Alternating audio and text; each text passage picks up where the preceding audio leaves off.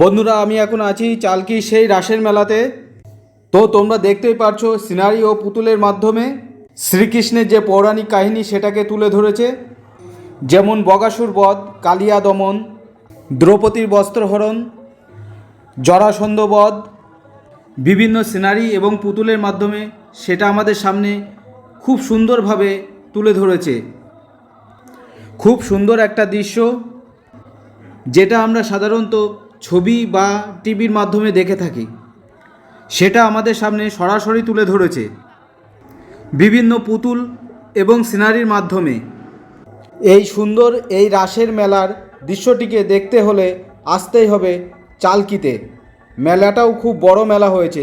একটা ভিডিওতে পুরো মেলার ভিডিও দেখালে ভিডিওটা অনেক লম্বা হয়ে যাবে, তাই এইটুকুই পোস্ট করলাম।